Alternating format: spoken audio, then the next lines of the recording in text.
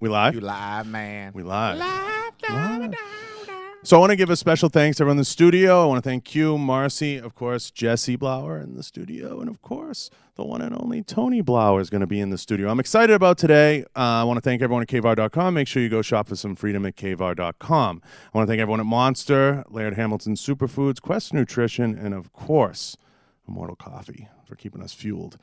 We got a special episode today. We're going to learn all about fear management. I was afraid the minute this guy got in the building, I wasn't sure if I was going to get, super kicked or I was going to have some type of flinch and he was going to take me out. This is hands down one of the most exciting episodes because we're going to talk about a very interesting topic as it pertains to everybody, which is fear and fear management. And we're going to get into all the different things that make the one and only Tony Blauer, the legend. Hey man, hey, Tony, scoot over, man. John, you act like he got the AIDS or something, man. Come a little there, close. man. Let's scoot the chair a little closer. Scoot over there, man. Did you kill his mic or is his mic hot? Testing. Yeah, there we go. There we go. So we're good. How do I Walker lower the told him he volume? has AIDS. Do you want to He's lower a all touch? Yeah, touch. We got to get him dialed in. Better? We're good. Good. So, T, Yes, sir. what's going on? Not much, man. Had a great trip in.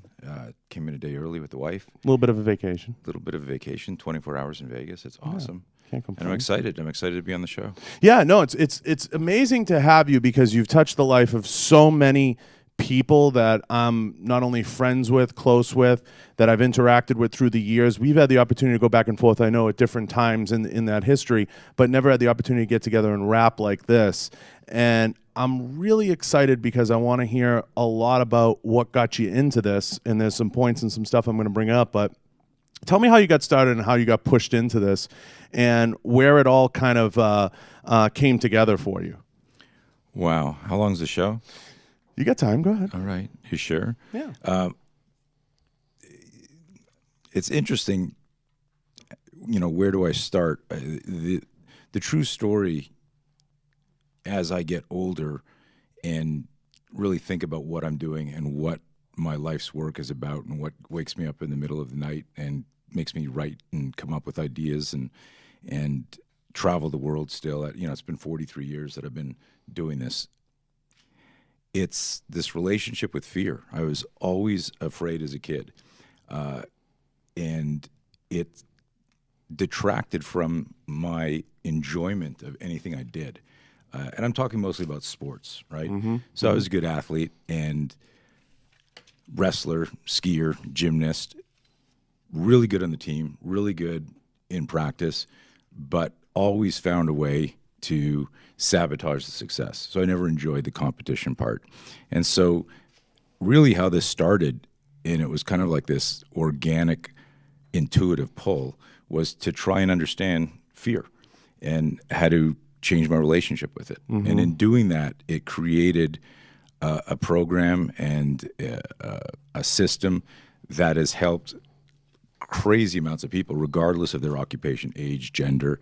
So, I've had a dad comes to me for self-defense training and then learns our cycle behavior, the neural circuitry of fear, the whole program. A couple years later, writes me a letter saying, "Hey, I got my teenage daughter off of antidepressants using this." And I'm like, "Whoa!" I got a psychologist who specializes in working with vets with PTSD. "Hey, I'm using your cycle behavior to help treat vets, and it's more effective than anything I've learned in 20 years of psychology." Which it blows my mind. And I don't know I know what they're doing, but what they're doing is something in the information has empowered them to work with other people. And this is the stuff that blows my mind. So I've had emergency room physicians write me about things that happen and how the system helped. And I've had, the tier 1 operators, the police, emergency services, so I talk about that. And I hope this is coming across as earnest. It blows my mind. Mm-hmm. I'm still I answer every message on social media. Thank you. I'm blown away. Qui docet decet is a Latin expression, those who teach learn. So without these students, my life wouldn't have gotten here.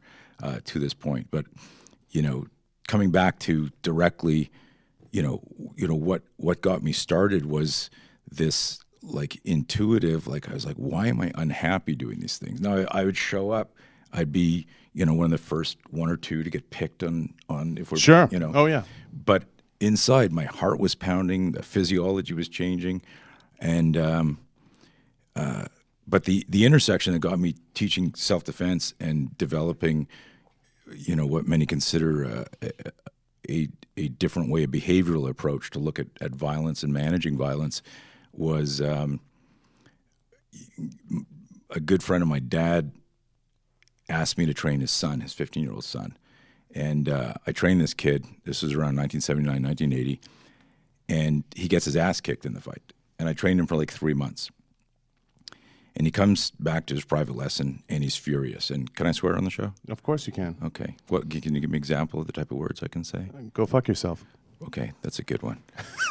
So the he's in a room, and he's like, motherfucker. He's like, I go, hey Mitch. He's 15. I go, Mitch, calm down. What happened? And he says, I was late for class. I had my books in my hand, and this kid that has been bullying him just verbally trips him as he's going by, right? He trips him. Mitch goes flying in front of a bunch of kids. He's 15, right? So everyone's laughing and everything. He picks his books up, and it had never gotten physical. And I'm training this kid. What am I training him?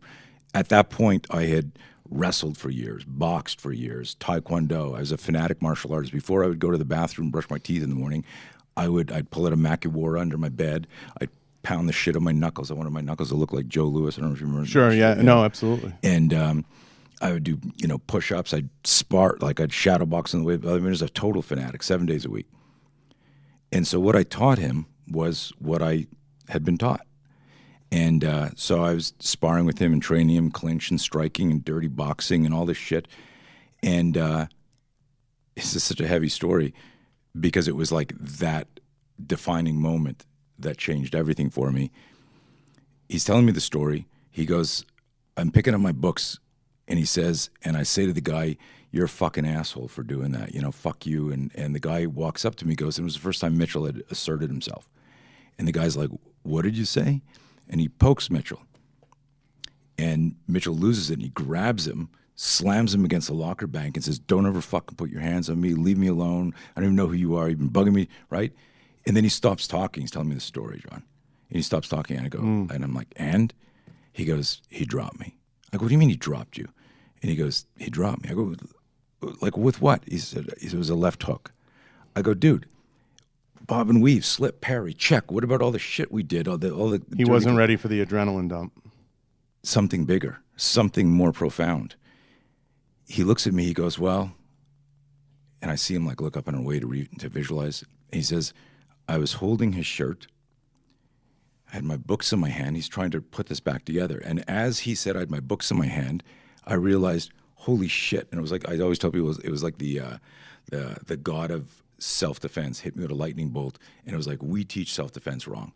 And I was speaking collectively for the world. We don't teach true brain-based scenario training. We teach in blocks where hey, you get me in a headlock, grab my gun, choke me, mount me, throw a kick, I do a block. And we're training people in an action-reaction model, but as you know from training and experience, action's always faster than reaction. Right. Who's action in an ambush? It's the bad guy. And so this violates not just physics, but neuroscience, the way the brain understands how to make decisions. So in that moment, I looked at him, and I said, Mitch, I'm sorry, and I apologized. I knew right away what I'd done wrong. I had started, the 10,000 hours metaphor, like the whole 10,000. Of course, right? Malcolm Gladwell. Right. So Gladwell made it famous. As the guy who did the actual original research, this guy named Erickson, but Gladwell put it on the map for us. So if you do, like if I asked you, how do you get out of a headlock? Grab Q and demo how you get out of a headlock. If you were the defender, and we can't do this here, but I've done this hundreds of times around the world. I'll ask two guys, hey, who knows how to defend against a headlock? Everyone puts up their hand. I go, you two. And someone will get up and go, you attack me. And the guy goes like this. He puts his head down near the guy's stomach so he can get the headlock on. If I said, show me your defense from a rear strangle, what would you do? You would turn your back to me and back in so that I could put the rear strangle on you. If you're doing 10,000 reps of how to get out of a headlock, you've done weapon retention. Where do those drills start? Where you say, grab my gun. If you do 10,000 reps of letting somebody grab your gun, you do 10,001 reps. Sorry, if you do 10,000 reps of a gun disarm, you do 10,001 reps of letting somebody grab your gun. The brain records all of that. And so, do you remember the, I'm off on a crazy tangent here, but we'll come back. Did you ever see the film, what the hell is it called? Caliber Press put it out, Ultimate Survivors. Okay, yeah. So this is interviews with cops that lost their gun. Most of them are in wheelchairs. They're missing parts of their face. They're messed up. All of them said, he target glanced my gun and then he was on me. And when I heard that, I realized that was the first pre-contact cue. And if I ask police officers and military, where does your weapon retention start? All the drills start with somebody grabbing your gun. I'll get my long gun out, you grab the end, I do inverted 8, figure, I'll kick you, I'll draw. But it starts with me feeding you something. And what we're doing is we're creating a link between what visual, our brain, the neurotransmitter, the myelinization, there's no such thing as real muscle memory, but the brain develops patterns and programs. And so coming back to Mitchell, like all these, 40 years ago, I had created programs in him of what he would do to defend himself, but I had never, and you were metaphysically correct when you said he wasn't ready for the adrenaline dump, but it's bigger than that. We're not educating the brain to pick up the pre-contact cues. It's not sufficient to just say, get off the X, head on a swivel. If we're not doing the training to support, I see this, I think this, so I break it down really simply. In order to have good situational awareness, you better have self-awareness. If you don't realize that you're an asshole, that you're prejudiced, that you're arrogant, overconfident, if you think that your toolbox handles everything, that's your blind spot. And so that changes your actual situational awareness. There are, and you know people, and I know people who've lost their lives because they were ambushed, and they're friggin' badasses, right? They were badasses. And so I look at, how does somebody who's that elite get compromised? And there's no answer to it other than we're human. And so what I decided to do is study neuroscience, study behavior, understand what was the thread. And I discovered the thread was this connection between physiology, physics, and psychology. And that's what unites us here. We're talking, we're serious, we're both trained. If someone walked in right now and started shooting, neither one of us are hitting a Karate Kid stance. You're not pulling guard. I'm not doing the spear. What we're fucking going to do is right away we're start a flinch. So it's how do we weaponize the flinch? How do we change our relationship with that? But to do that, we need to cultivate self-awareness and learn how to manage fear. So you have this epiphany in 79, 80 with your student, and it balloons into this whole curriculum. Yes. And this whole system. And you start to start a business around it. Now, what I want to really get to is what's amazing is for years and years and years, folks have been trying to find what is an acceptable way to not only monetize, but teach in a system that people can absorb it, can take it in, can learn, can process it. Now, I've been through Gracie GST, where they teach the Gracie Slice method of teaching. I've been through countless courses. Your system is the most applicable for the folks that are trying at first to not only defend themselves, but it's proliferated into all these other areas and all these other walks of life and how to manage fear. Did you ever expect it to get to this point? Yes and no. When I was 20, I was teaching this real estate mogul's kid in Montreal. And he's watching me teach, and I would, with each student, get in their head. And not come on, man, like this, but just intuitively, it's and what I was actually saying is, what are you afraid of here? And this guy, Ricky, comes up to me after. He says, man, I said, I did karate, I took martial arts. He says, but you're doing something different here. And because everything at that point was reverse engineered from a scenario. It was why are you training? John, what do you want to learn from me? What's going on? And if you peel the onion, you find out that, when you were 7, this happened, or when you were 4. And this isn't psychotherapy and psychobabble and all that. There's something in all of us that makes us do what we do. And the greater our self-awareness for that, the more we can put it behind it or use it like as a stepping stone. And so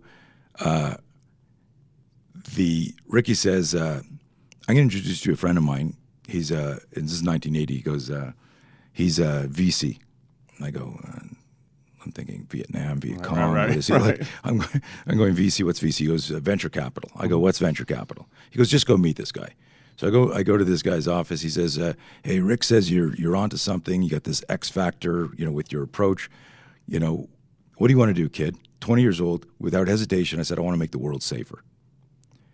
And he sits back and he's like, you don't think that's a little grandiose? And I'm like, why would that be grandiose? He says, well, how are you going to do that? I said, I believe that every person should have the right and the mindset to protect themselves. And I think there's a generic approach to this, and it's teaching people to look at scenarios and manage their fear. And it never went anywhere with him because he didn't get it. But so I say yes and no. Did you ever think? Because I had this, like, that's a big idea, right? Like, I want to make the world safer. It wasn't like me and my buddies, I want to be safe when we go out Friday. It was, So, but the impact it's had around the world and where it's led me, I'm always blown away. I'll call up Jess. I can't believe I'm here. I can't believe I'm this. And they're like, oh, Tony, it's so good to meet you. I've been reading about you for years. And I'm like, and I'm more like, can I take a picture? Yeah. No, you got to leave your phone in that little box. Right, of course. Right, but I'm blown away by this stuff. So it's kind of serendipitous that you had the opportunity to meet with a VC guy at 20, and I can understand why you brought that up, because it forced you to think a lot faster than most folks in your position, because, as you know, opening just a dojo or just opening a gym or some of those facilities, it doesn't help stimulate that thought pattern of, how do I put this all together? You know what I mean? Because I'm constantly, as you know, around gyms and around facilities that they're struggling to put it all together. They still don't know how to put their package or their system or their belting and all that stuff into one nice, neat package. But you were fortunate at a young age to have someone kind of stimulate that, like, where do you want to go with this, that thought pattern, which obviously helped you a ton and helped you get to where you are today. So 1980 kind of moves on. You've had this opportunity to work with so many groups, you alluded to, so many different people, and touch so many people. I think the biggest struggle, and we were talking off air about this, there's a lot of guys with black belts, there's a lot of people with a lot of high-level training, specific training, MMA-specific training, but they don't understand these concepts. And I understand them because, being a product of Tony's at Real World Tactical, Tony harps on a lot of the principles that you touch on, which are the adrenaline dumps, the fear management. Dom Rosso's another one that highlights a lot of those concepts and a lot of those things. So you've touched so many different lives across the spectrum. Do you ever have that moment where you're like, this is crazy, this legacy that I've kind of proliferated out there? I'm just starting to understand and experience gratitude, which is crazy because I'm like just nonstop. Yeah. And so it's in the last year or so where I'm going, holy shit, look at, like, I went up to a guy who retired, and he's killing it in business and successful, and the influencer and all that stuff. And I see him at a tactical show, and he's there with a buddy of mine who I've known for 20 years.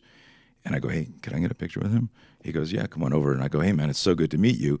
And he says, Mr. Blauer, he says, you trained me at Fort Bragg at Range 19. You came in and did our combatives class, and I was in my 20s. And that, like, influenced how I fought, how I trained. And I said, like, we met 25 years ago.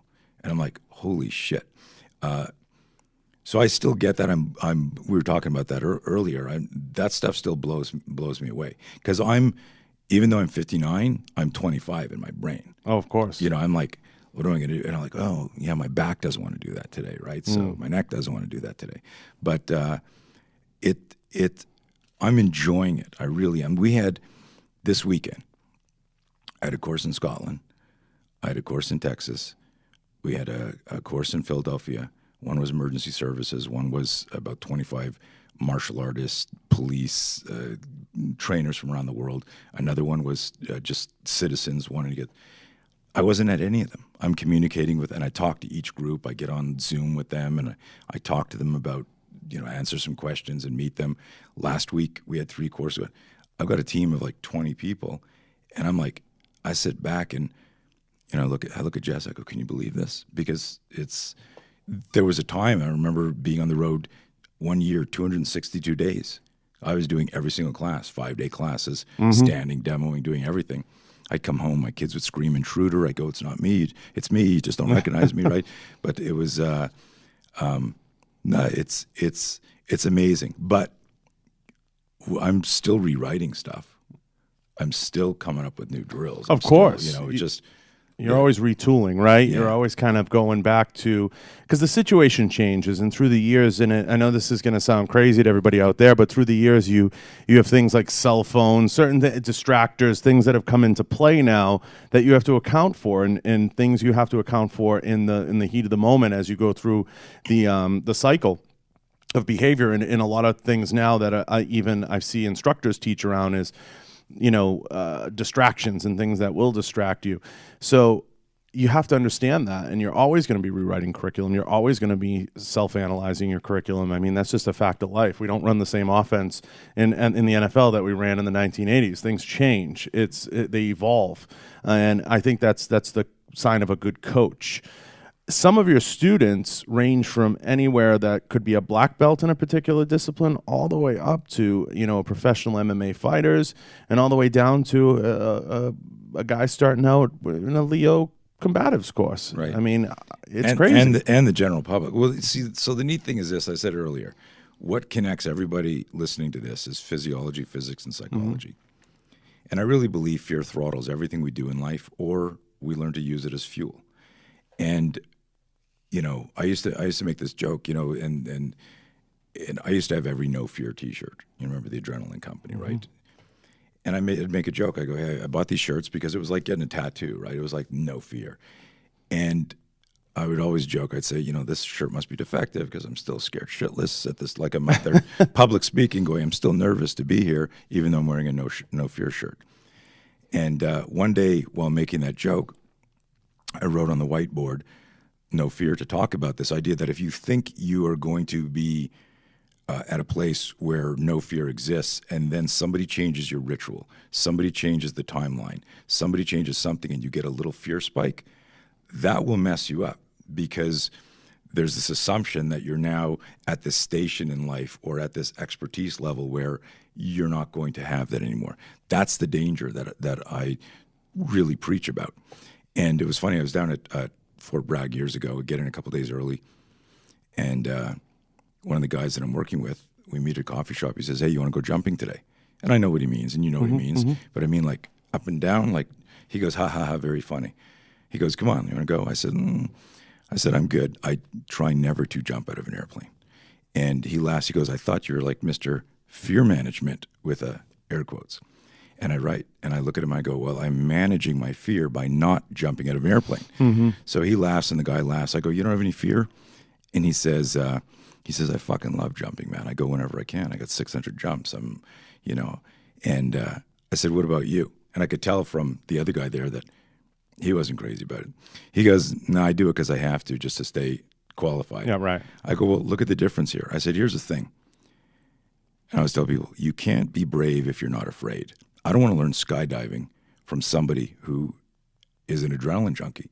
I want to learn skydiving from someone who's afraid to die skydiving, because I know he's going to be a little bit more meticulous maybe than the guy who's a little bit more cavalier about it. And I look back at this guy and I go, can I pack your chute for you? And before you answer that, I don't even know how to fucking fold a T-shirt. But trust me, I'll pack it properly. And he looks at me and goes, fuck you, you're not touching my chute. And I said, I just introduced some fear, right? If I change the ritual, you get to a certain level when you get so good at something that it's just semantics, right? There's a kind of like a calm before the storms certain people get, and some people have humor. Some people, it was interesting, you know Maurice Smith. I was talking to him years ago. So one of the things that I did for years is anybody who I knew was in a real violent encounter, I would interview them. But I would interview them in a way that I wasn't asking them how big was the fish you caught, like some trophy story. I would just intuitively interview them, and I was looking for a this thread that connected victim and victor. And I remember asking Maurice, I go, hey, are you afraid before a fight? I was getting to that. And he looks at me, he goes, let me ask you a question. And I said, okay, it's weird. I'm interviewing him, but you want to interview me? Go ahead. Sure. And he says, do you have a job? And I said, yep. He said, are you afraid to go to work? And I said, no. He goes, me either. And he puts his headphones back on, and he's like getting ready for a fight. I'm like, that is the coolest answer ever, right? If I took that in working with other fighters, and I said, you need to be like Maurice. He's a world-class Thai boxer. He won the UFC. He listens to this music, and this is what he does, model his behavior. A lot of those guys would have lost their fights. All of us, just like you said, retooling earlier, and this comes back to the self-awareness and ability to manage fear and be truthful with ourselves. At different phases in our life, whether it's a year here or 5 years here or 5 minutes here, we need to do what's right for us, but have the self-awareness to know it's time to move on. Right. So, and that's always hard. You know, it's hard to come to grips with that. And it's funny, you brought up a great point, the introduction of fear and introducing it to a common situation. So somebody said to me once when I became a 34, 35-year-old CEO of a rifle company, they said, you know, aren't you afraid, or does that scare you? You know, you're young. And I said, no. And they said, why? I said, well, think of it like this. I said, you know, how much money do you want to make? And people say, well, all the money in the world, right? And I said, well, that's not realistic. I said, would you feel a little nervous if you were making $100,000 a year? And they say, no. Would you feel a little nervous if you're making $200,000 a year? They say, no. But could you imagine yourself making $500,000 a year? And you see the person kind of sit back and start to think about it. It introduced some type of thought process like, whoa, could I handle that responsibility? Could I take that on? What comes with that? What type of responsibility? People go through those thought patterns, and that's the same reason I feel some people get to a certain stage or a certain level or visualize that certain stage or level, and the lights become a little too bright, Tony, the stage becomes a little too big, and they kind of can't handle it because they've never gone through that visualization, that process of understanding it. And I try to do a lot of conditioning, and I think that's why you see a lot of the rise of certain things like jiu-jitsu and mixed martial arts, because people want to introduce different fear patterns and they want to try to get over. Because one of the biggest things in jiu-jitsu is, oh, I got smothered, you know, learning your breathing, learning how to control your body and not have that freak out reaction and getting past that. But for me, in a business sense, when I was coming up, I always visualized myself to the next step, to the next step, to the next step, and I spent a lot of time thinking on it, meditating on it. What type of scenarios do you give guys to work through that in a business sense? So, from a self-defense perspective, I approach each person in each scenario with the idea that everyone that I reach or my team reaches and touches should have their own fighting system. Are you an ectomorph, are you mesomorph? Were you abused as a kid? Did you grow up in combat sports? Do you have, do you have 5 brothers who beat you up? And do you have formal training? And right. And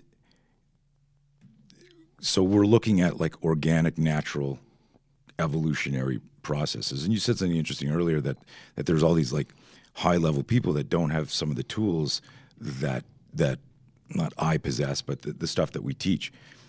At the course we just did recently in San Diego, we had a couple of pro fighters there. We had cops, firefighters, martial artists, yoga instructor. Like, it was crazy eclectic. And like, if you ask them all, like, why are you here? You like fight professionally. You're a jiu-jitsu expert. You've been doing stuff for 20 years. And it's something in what we're delivering. It's almost like metaphoric fascia. It's connective tissue that helps us make sense of stuff. If we go back to what I was talking about earlier about like, hey, how do you get over a headlock? Well, get me in a headlock, I'll show you. Not recognizing that that's a block-based training modality instead of brain-based. It's like, well, how would a headlock get on me? Why would I be in a headlock? What happened before? What happened before? What happened before I got here? understanding that whole thread changes. And that is a more meticulous way to explain what you were doing, where you're visualizing the stuff. And so good scenario work is stress inoculation, where you're not just visualizing success and you're just like, meditating on stuff. Right. But you're also, what's my plan B here? And what could go wrong here? And who should I surround myself with? And who's kind of been here that I can talk to that can help me hack, hack that. So it's different for everybody, but it follows a protocol. And we talk about it, we break it down, and we call the 3Ds: detect, diffuse, defend. Detect and avoid, defuse and de-escalate, and defend. And most people, when they hear that, they think of that as an external thing. But what we're doing is we're explaining to people that the first level and the most important level is internal. Can you detect negative self-talk? Can you detect a physiological change, right? And I tell this story often where I grew up in Canada, so you're either a skier or a skater in Canada. I grew up on skis. By the time I was 13, I was considered one of the better skiers in my region, and I'd hear people whisper, "Hey, if he stays on this trajectory, maybe he'll, go to the Olympics. Maybe he'll." And I never placed. I never finished. How could they be talking about me like that? Right. Both my parents were on the National Ski Patrol, famous skiing family, and I remember being up at this one race, and we're above the tree line, and the wind is howling, and I've already pissed like 8 times. I want to projectile vomit. I'm fucking scared to death. But you're so cold, you can't be sweating. You're free, right?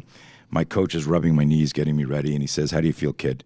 And I look at him and I lie perfectly, and I go, "Great, coach." And he goes, "Remember, gate 30, whatever. It's getting icy, so take that high and outside. You got it." I take off like a bat out of hell. I ski down there. 3 gates from the bottom, I catch my tip, and I fall so hard, I get disqualified because I miss a gate, but I actually slide through the finish line. One of the scorers, you get different timers, comes up to me after the race ended. He said, "Man, too bad you wiped out, kid, because you were like a second ahead when you passed me here than the guy who ultimately won a race." We're in a giant slalom race. A second is a big margin. That was the story of my skiing career. And I thought about this, and it didn't occur to me until I started teaching and doing seminars and talking about fear, that my ski coach wasn't a ski coach. He was a trainer. He taught me how to turn. He taught me how to stop. He taught me how to analyze a course. He got me in shape. A coach inspires performance. A coach knows how to get in their athlete's head. If he had stopped me 15 minutes early and said, "How do you feel, kid?" I'd have lied to him. "Great, coach." If he had put his arm around me and said, "Hey, let's go for a walk. Have you noticed that you never finish? You're great in practice. You kill it in practice. You're one of the top skiers on the team. Have you noticed in the 3 years that I'm coaching you, you never finish?" I'd have looked at him and went, I don't know what you're talking about, coach." Right? Started to cry. He put his arm around me and said, "I don't want you to try and win today. I want you to snowplow down the fucking hill. Just finish one race for me." And I make this joke where I'd say, listen, this was what was going through I think I was 13 or 15, I can remember now, going through that teenager's head. If I'm so good, why am I so scared? Nobody explained to me the changes that adrenaline have in your body. And even to this day, we just throw out things like fight or flight. Right. We just throw out, freeze, neuro. Now they got a new word, toxic immobility, I think they're talking about, like an ortonic immobility. And I'm like, is that like a new word just to say I froze? Right. And I'm like, shut up, right? At the end of the day, we need self-coaching tools. I've had people call me up, "What would you do here?" I'm not your bodyguard. What are you going to do? Do you understand these tools? And if you're scared shitless, unconscious, or dead, you're not going to use any of the complex motor skills, which is why I say to people, regardless of your toolbox, our toolbox is behind us. People say, I hate that expression. Another tool in the toolbox. Another tool in the toolbox. The most important thing that we could learn is to change our relationship with fear. If we change our relationship with fear, we change our life. I believe that. And how do we, what are the steps for the layperson out there before they get to you to do that? Because there's all kinds of people out there. Like I try to sit and watch, I like watching scary movies, okay? So I love that type of shit. And I always like to, visualize myself being trapped in some type of lair or something, and Q's trying to, take me apart. What is the take it down to the simplest form for me and tell people how to disconnect and reconnect their fear and go through the proper process before they get to you, before they get to the coaching and they realize they need help managing the fear, before we get to the serious stuff with a, a gun in their face? The tricky thing, and I don't know, and correct me if I'm not answering this in the way that you're hoping. Like, I know people who are not coachable. Okay. Right? And so that's the thing. Someone goes, that's where I'm going. You know, and so that's self-awareness. The basic level, right? It's just self-awareness. I know people who I've tried to help who go, no, it's you, it's this, it's that. And I go, look, I don't care whether you listen to this shit or not. I'm 30 years older than you. I've got this. I've done this. You're asking me for advice and opinion. I don't give advice and opinion. I'm telling you, you're here and you want to go here and something's stopping you. And in business consulting that I do, people ask, well, what about this? I go, listen, until you figure out what erroneous belief, what is going on in the fear loop for you, it doesn't matter what you buy, your software or this employee or this signage outside your building. It's not going, I'm not saying it's going to fail, but you may be like me, a really good skier who doesn't enjoy skiing and never experiences the success they could possibly experience. Right. No, that's exactly, where I'm going with it, is kind of understanding that relationship with fear at the basic level. And some people, as you said, just may not be coachable to that point. Not everybody's hardwired to approach every scenario, whether it be a scary movie, whether it be a fight, whether it be a gun introduced or a blade or anything in that scenario. Now, as people walk through this, that the ones that are coachable, can they hit different roadblocks at different times along the way? Yeah, and it's and so that's the magic of the no fear. And so no fear, I should have worn the T-shirt so people see it. But, sure. But I started telling them like 19 stories and 12 different tangents here. But when I was talking about no fear as it's a great tattoo, it's a great logo, it's a great slogan. But if you believe it, if you're maybe the Michael Jordan or Wayne Gretzky or whoever your hero is and whatever, those are the outliers. But for the rest of us, it's like, I'm driving over here. I go, I hope I don't fuck up this show. I hope I don't, say something stupid or like, what message. I'm overthinking stuff. Now, Sure. How's that possible? I've been talking for 41 years. I'll call up Jesse. Like before, I remember this one talk I was doing for the aviation community on passenger rage and fights on aircrafts and shit like this. And they said, hey, come in and would you do a talk? I go, yeah. And I'm talking like 24 pilots. And then they go, okay, you ready for your talk? And I'm like, I just did it. No. There's like an audience out there. This was like the earlier, just some of the warm up. I go, okay. I go outside. I look through. There's 500 people, and there's like live TV, right. And I'm like, what? Like this wasn't clear in our communication. They said, well, you're good with this. I go, yeah. How long do I have? They go 45 minutes. I said, okay, cool. Like 10 minutes later, they come back and they go, hey, the guy's going over. You got 20 minutes. Okay, and I'm like, whoa. And I like suddenly live TV. Here's an earpiece. No swearing. No fucking swearing. 20 minutes. And suddenly I call up Jess and I go, I'm freaking out. I have no idea what we're going to talk about. I literally just forgot everything I know. And she reminded me that I have called her and said that to her like 5 times a year for the last 15 years. And then right after the talk, I call her and go, I wish somebody recorded that. That was my best talk ever. Right. What I'm talking about is like we all get performance anxiety. And so this is the whole thing is like, in, I think, 1986, 87, I had a student who I didn't know this at the time, but he was a lead psychiatrist at the Royal Victoria Hospital. And he was part of a 12-person team. And Royal Victoria is a world-renowned hospital in Montreal. And I didn't know this was his profession. He was just coming to me for private lessons. And we're going over some stuff, and an incident happens in his life, and I guide him through it. But it's like sitting like this, his name is Dr. Presser. I didn't know what he was a doctor of. I go, Dr. Presser. And I guide him through this thing. And he goes, wow. He says, would you come talk to my colleagues? I mean, that totally reframed me. I'm good now. I'm like, yeah, sure. So who are your colleagues?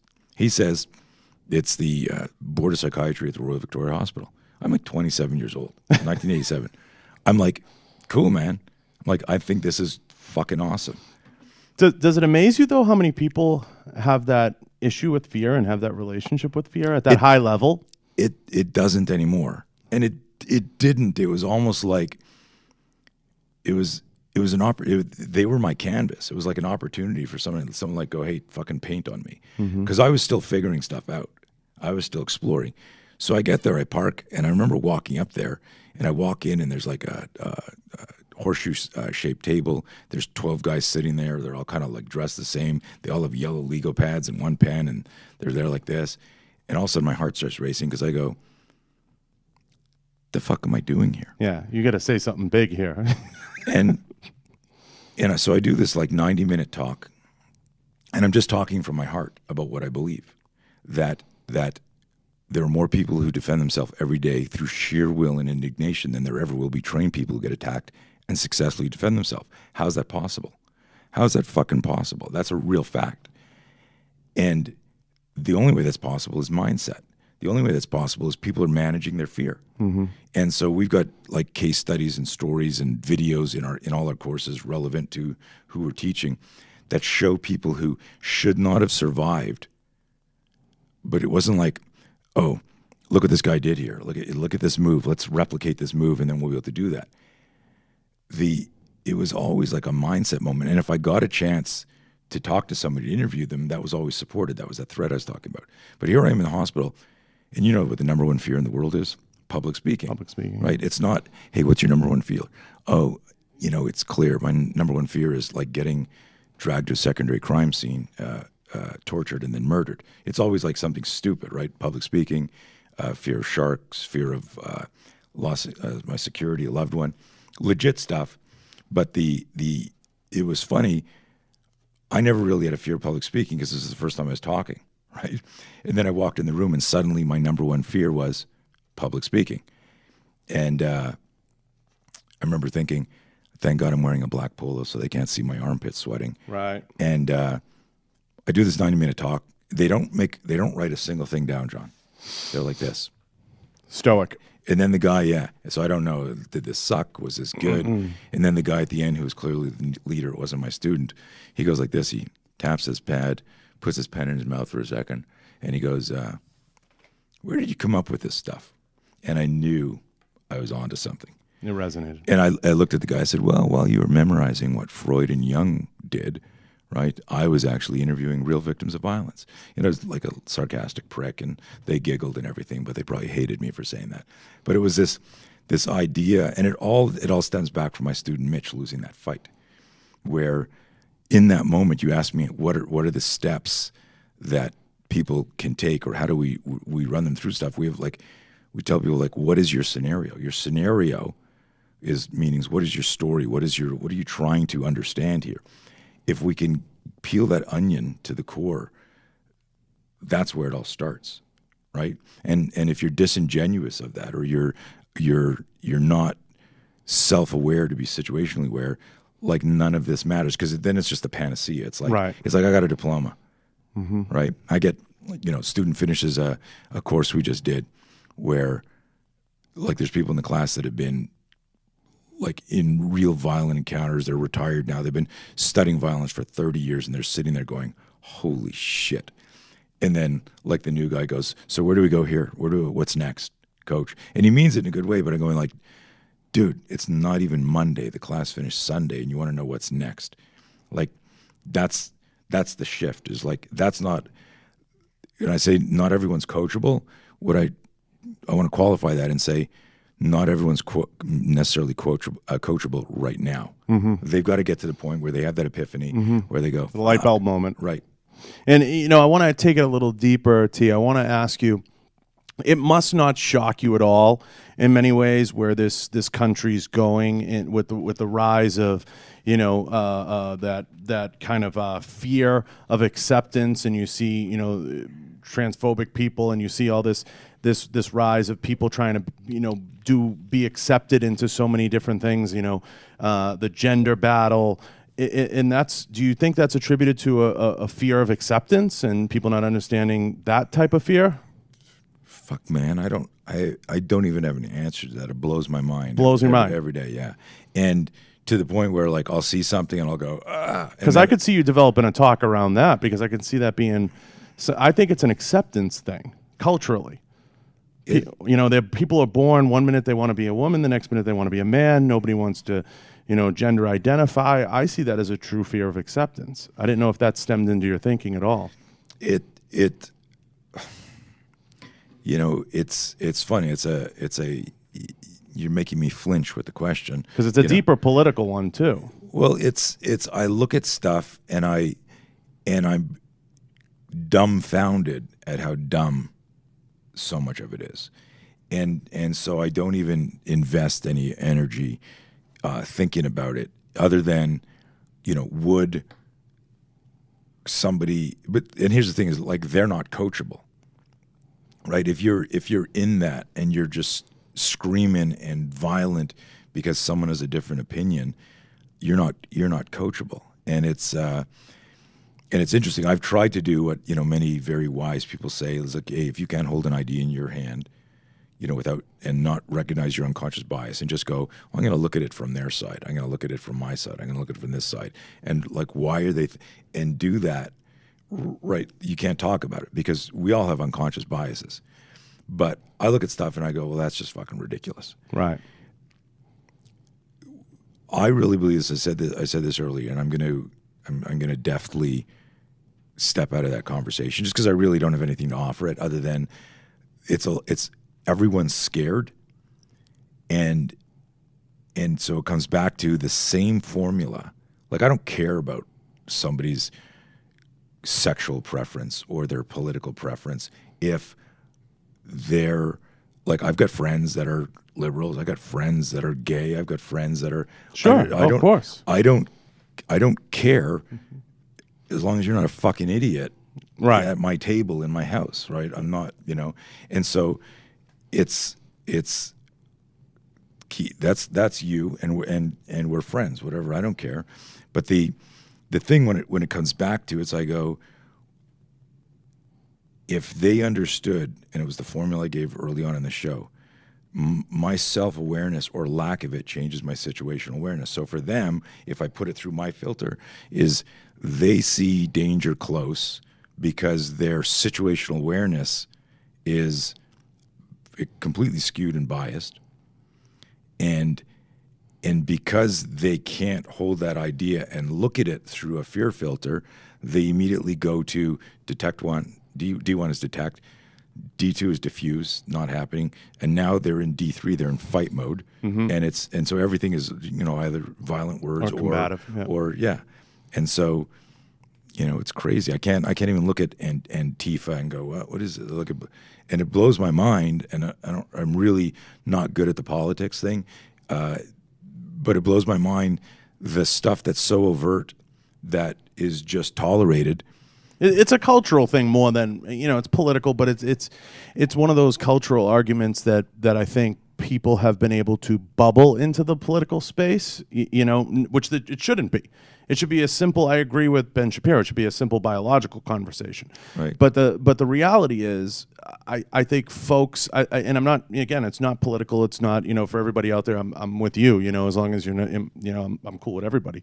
But the reality is, I think it's a fear of acceptance. I think it's something inherited at a young age that folks just want to be accepted, so they want to be all things to all people. Right. And I think that's where it kind of roots itself and it starts. And the reality is we can't be all things to all people. Like you said, some people are uncoachable at that moment in time because the light bulb hasn't gone off. They haven't had that aha moment. They haven't had that fear introduced into their life at some point that, led to them wanting to. Because I always say it all the time, Coach, why do people go out most of the time, people that go out and become first-time gun owners? because somebody they know, or they live alone, or there's some fear introduced into the scenario, you know what I mean? And they said, I need to defend myself. So the first thing is that flinch, okay, I need to do something about it. I'm going to go out and get X or do X. And it doesn't always start with martial arts or self-defense. Sometimes it leads to a tool. And I think that this is one of those defense mechanisms. Sure. It's kind of like I can be accepted by all people and all things, or this group over here will accept me immediately if I'm this. Sure. No, I agree 100%. And I wish I could just spray some fear management. Yeah, I wanted to get your thoughts on it because it really is interesting. I got a letter from a college professor who I've never met. I ended up interviewing him for my No Fear podcast, and he sent me an email about 15 years after we'd connected online, and then he bought an audio tape that I put out in 1993 called Cerebral Self-Defense, The Mental Edge. And so, years like in 1986 when my Panther production videotapes came out, the first tape was Cerebral Self-Defense. It was like, it's always been part of our, I said earlier, if you're scared shitless, unconscious, or dead, you're not going to get to your complex motor skills. Even before all the research in the last 10 years on neuroscience explained ways to learn and what brain-based learning is and what interleaving is and how do you change and find that balance in programming. A great book that if you haven't read it and anyone interested in this should read is The Talent Code. And the author went to different parts of the world where these particular regions were consistently producing the best in the world, whether it was tennis or music or soccer, and interviewed the coaches and the athletes and looked at what were the factors in their scenarios that consistently produced world class. And it stemmed down to that intuitively the coaches were training the brain to process stuff differently than other athletes. Right. And it was fascinating stuff. But what it did when I read it, I went, oh my God, that's what we've been doing for decades. And it was exciting to finally realize, holy shit, this is consistent with modern neuroscience and a brain-based approach. And it has that tie back to, all the stuff as it comes down to, if you don't know what your end state is supposed to be, whether it's happiness or success or I want to win a fight or whatever it is, I want to be able to communicate, then it's hard to program. So if someone comes to you and he goes, help me with my diet, right? Well, what do you want to do?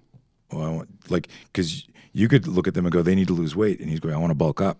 Like the protocol is going to be different. Right. So it's got to start with what's your scenario? What's your awareness? What are you prepared to do? And the biggest thing, and I was telling you about this professor, I get this email out of the blue, and he's thanking me for helping raise his kids in the email. I'm going, I don't even know this guy. I've never met his kids. And he says, over a decade ago, I got your Cerebral Self-Defense audio tape, and the way you broke down the neural circuitry of fear really impacted me. And it's like a metaphoric strip map for your mind. Oh, shit, I just got a fear spike. What's that? Why am I thinking that?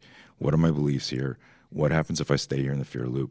Where do I want to go? And it's just some questions you ask yourself. And anybody can do that. And there's never a way to totally get rid of fear. No, it's impossible. I had a guy he's thinking about signing up for our course. And he said he's on the fence. I go, listen, man, you want to talk? I text him back and forth. He goes, listen, here's the thing. I got your No Fear online program, and I'm studying it. He said, but I feel disingenuous thinking one day I'm going to be teaching people about fear management when I'm still dealing with my own fears. And this is something I said way earlier about the skydiving example. You can't be brave if you're not afraid. And so in his mind, he thought he needed to be at a station in life where he has no fear, and that would qualify him to teach about fear.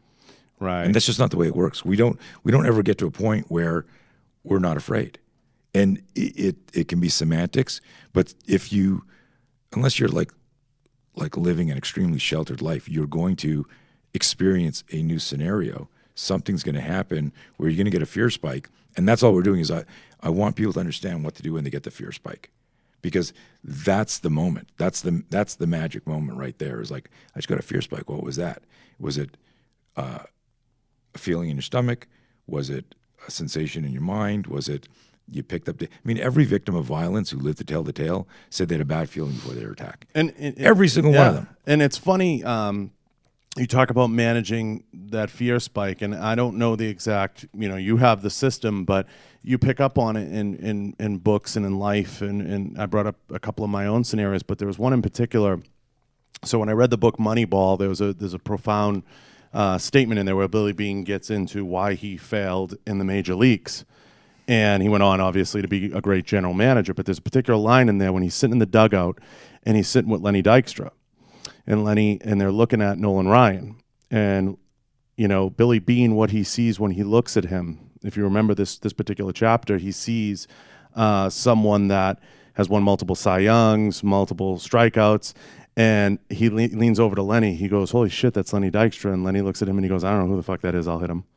Right. And he just has that moment of fearlessness. I highly doubt Lenny knew how to, went through all the triggers. But I feel, and correct me if I'm wrong, Coach, that some people, like I said, everybody has a different point at where the stage gets too big and the lights get too bright. And it's about getting your natural ability to that point and then finding somebody like yourself to coach you through that point. It's interesting because I sometimes, I'm very self-deprecating with stuff. And a lot of people don't know that like Tyson used to puke before his fights. Of course. Right? But people don't believe that. Like Laurence Olivier, one of the greatest actors ever, he used to throw up before he'd go on stage. And if you know that and you're an actor, if you know that and you're a fighter, you go, holy shit. So someone needs to tell athletes and moms and dads and people, it's okay to be afraid. It's how you wear your fear. Have you ever done the CrossFit workout, Murph? Yeah. Okay. Have you done it with a vest? No, I have not. So, the official workout is, with a vest. A weighted vest. And so I ask people when I'm, a lot of times I would do a lot of work with a lot of, fitness people, and Murph is a well-known, workout. I'll go, who's done it here with a vest and without? And there's always people. I go, what was easier? And they're like, duh. Doing it without a 22-pound vest, like running a mile and then doing your friggin' 300 in this and 200 in this and 100 and push-ups and pull-ups and all. And I go, if you weren't in the military or law enforcement, you don't know how to wear a vest. And so the first time you put a vest on before you're about to do your pre-Murph picture and look cool and go, right, with your buddies, you put it on too tight because that's what we do. We put things on. We want to look svelte, right? Looks apart, yep. Right? But when you start running with a vest that's too tight, what starts to happen? You can't breathe. It changes your physiology, constricts your breathing. So what you start to do, because you've never done reps with this, you have no experience with this, you have no exposure to it, you loosen it too far. And now it's sloshing around. Now, if you're running with too loose of a vest, one was constricting your breathing. Now it's sliding up and it's bouncing in your fucking throat, chafing you, yeah. right? And now you start running with one hand, pulling down here, and your rhythm's off, and your brain is starting to fuck with you. You're getting tired, right? And what's our famous fear quote from Lombardi? Fear makes cowards of us all. And then, but you're also in a competitive environment. You don't want to come in last, and people are running, faster than you. But it's until you stop and go, fuck, and figure out how to wear the vest based on your body, you can't get back in the race. And this is a big metaphor, that the vest represents fear. And there are situations in life where you will always have fear, but it's how you wear your fear that is going to determine how you run your race. And that's the big epiphany I try to tell people. It's like not like no fear, it's KNOW fear. How do I change my relationship with fear? Because some stuff I can accept it. And then there's some things where I go like, and here's a great example. When you first started the show and you started getting like some like heroes and big names and this and that, you're fucking nervous. You're like guaranteed that like, shit, I hope this goes good. I hope he's not a dick. You don't meet your hero. You don't. But when you did your first show versus what are we at now? What show is this? 125. Right? Like now it's like, yeah, this is this. Here, you ready, Q? Like it'll right now. If I said, who's the most famous person that you would friggin' shit yourself if you met? Do you have like a person like that, or? I've always, it's a good question, Coach. I've always said, I think like Bruce Willis would be a good guest. He'd be a cool guest to have on. Alive or dead? Right. Can I have a dead guy on? No. Bruce Lee. No. Right. But Yeah. here's the thing: is like, so I've done all these years of work on fear management. I Right. did all this talking. I get an invite to the Gavin DeBecker, one of the Gavin DeBecker events years ago, and I'm talking to some of the guys. I do a little presentation. I'm working with some of their PSD guys. I do this thing, and then there's dinner, and there's an empty chair beside me, and in walks fashionably late Gavin DeBecker, who wrote The Gift of Fear. The Gift of Fear. Yeah. And when I realized that he was going to be sitting beside me, and that was deliberate, and that's how I started to overthink it. Like, what am I going to say to this guy? Because Right. I really respect his company, what he's done. I read the book. I recommend it to everybody. He's written the book, yeah. Right? And I quote him, and it took too long for him to get there. It's like a fight taking too long. And you're like, when you start to think about it, like it's here's a DeBecker quote. It's like fear is the static you feel before the fight. And it's like once the fight starts, you're not going, I'm really afraid. You're fucking fighting. It's like, when's this fight going to start? And maybe we're not articulating it like that. But I remember when he sat down beside me, I was like, I am Tony Blauer. I'm a fear management expert. Like, I mean, Right. I didn't say it like that, but it was, I had, freaked myself out. And what I'm trying to share with people is that what I was going for, with you, with all the stuff here, is if one or two guests, like you could be like, yeah, let's go. And then you find out that like some superhero or the hardest person to get on your Sure. show comes in, you might be like, is there anything I can get you? And everyone's thinking like John's acting weird today. And you're right. And you may be super cool like this, but inside the physiology is going a little Sure. bit. And that's what I want people to tell, that the only way you calm down and deliver another outstanding interview is where you go, okay, I'm doing this now, and now I'm wearing this vest, and I got to wear it properly. And that's the metaphor, that we all have fear. We just got to get to know fear. We got to use fear as a fuel. And it doesn't matter where you are in your life. It's just part of life. And it starts, I can look at anybody's situation and they go, well, mine's not fear, mine's different. I go, yeah. And we ask them, well, what's this? Why is this? And you finally peel that onion, and it's because I'm afraid. Right. More often than not, right? Yeah. More often than not. It's amazing. There's so much, and it's, you could go on, and I know you've worked with countless folks through the years on this and managing this and boiling it down to that one, word. And it's amazing to me because you brought up a big pressure point, the show. A lot of people, and Q's been through this with me, a lot of people want to do a podcast or they want to get in front of a camera. And you said if big fear is public speaking, and you get all these folks that say, this is easy, right? This is easy, getting in front of us people and just talking and articulating yourself. But they don't realize having a conversation or being a good conversationalist and being able to carry an hour-long or 2-hour-long or 3-hour-long show, it's not easy. And it takes a lot of understanding how to deliver what the folks want and give them a good interview or give them a good sounding board or give the folks a good opportunity. And there is a lot of fear in that. A lot of people, like I said, the lights get too bright, the stage gets too big, and it's managing that and understanding who you're talking to, your audience, and putting all those pieces together. In the beginning, I used to feverishly try to script everything out. And then, you find out that life is what happens while you're making plans. So you can't have this perfect plan. It's never going to go to the perfect plan. You can't sit there and be like, well, Mr. Blauer, Right. coach, is, step one. So you have to balance it with what's organic and what's natural and having an adult conversation about the things that you want to talk about. I've seen, and I've looked at so much of your material and been a student of your stuff, and I can't thank you enough for coming in and taking the time and really giving me the opportunity to kind of pick your brain a little bit. And I'm sure this is something folks will listen to for a long time. I do want to get to, because believe it or not, we're an hour and 10 minutes in. Crazy. Yeah. I mean, I could do this all day with you, and I have to get you back on. I do want to get to where everybody can find you and where everyone can get their hands on your information. Q, can you pull that stuff up?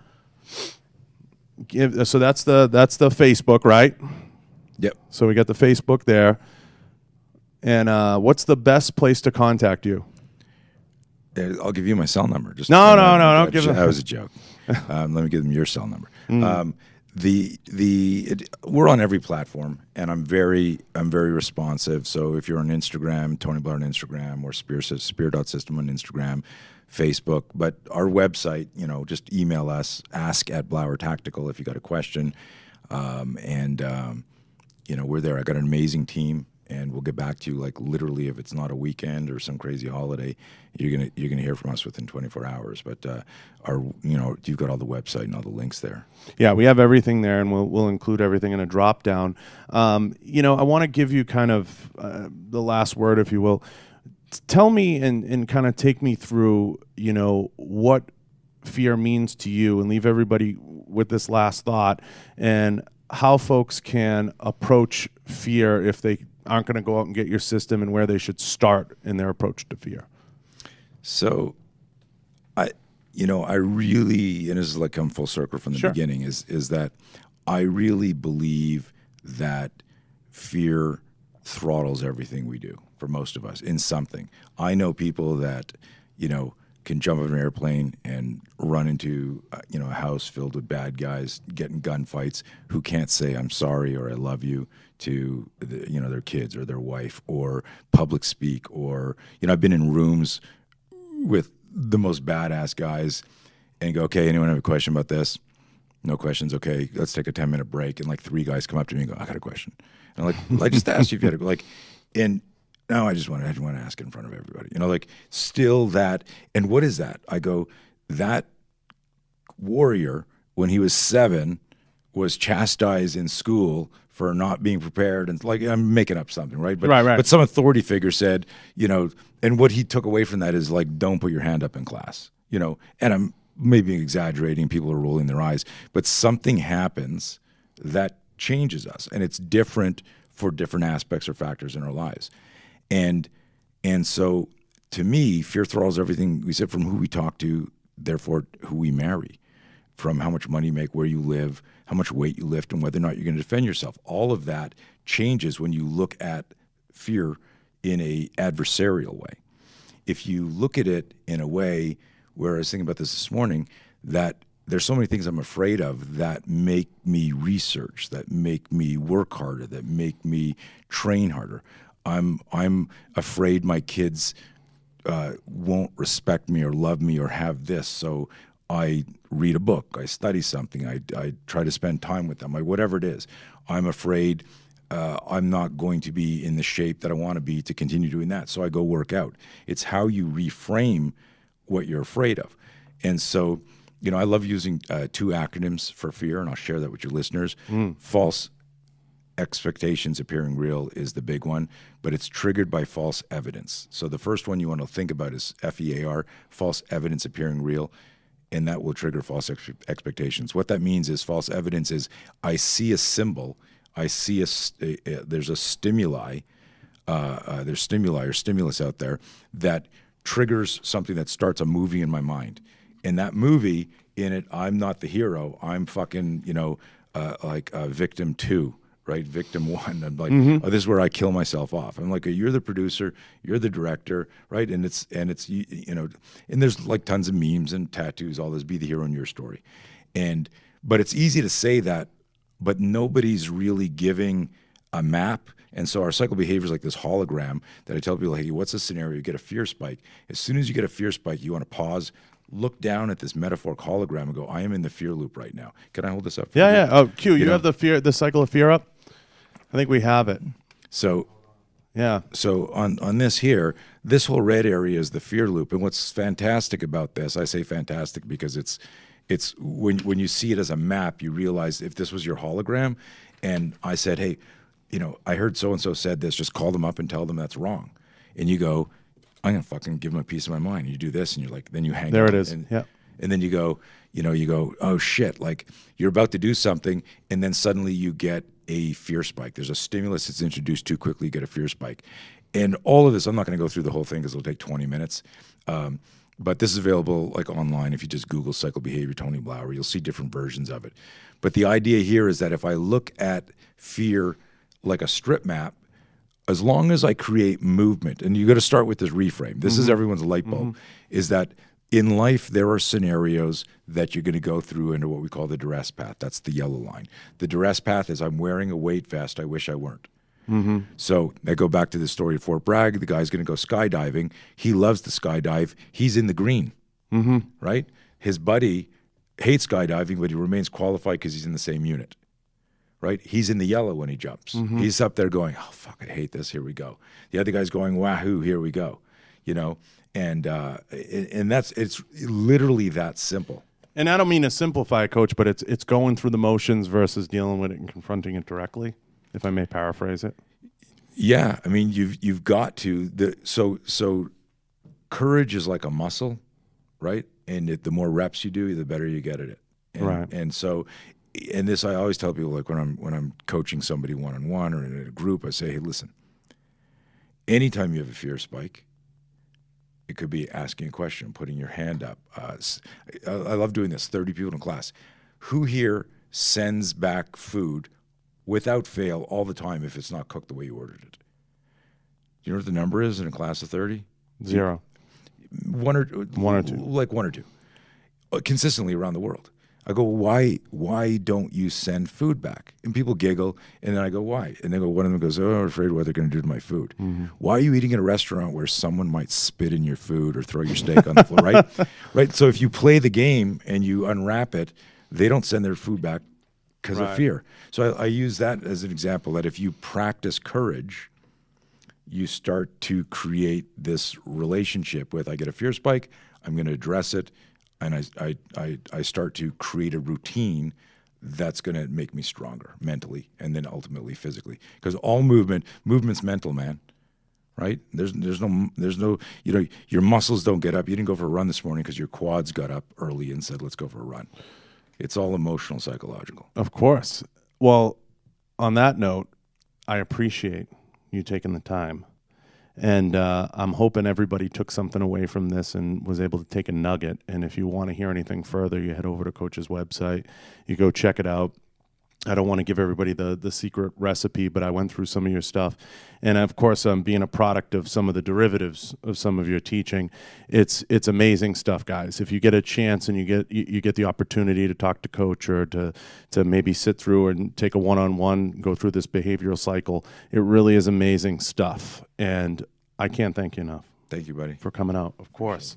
And I appreciate your time, and I appreciate you taking the time. I know you're on a vacation, but coming out here to see me and to spend time with us and spend time with the listeners means a lot. No, it was very cool. I appreciate it. It means a ton. And I want to thank everyone out there. I want to thank everyone at K-Var Studios, and I want to thank everybody at kvar.com. I want to thank you, Melody, and we are going to be out.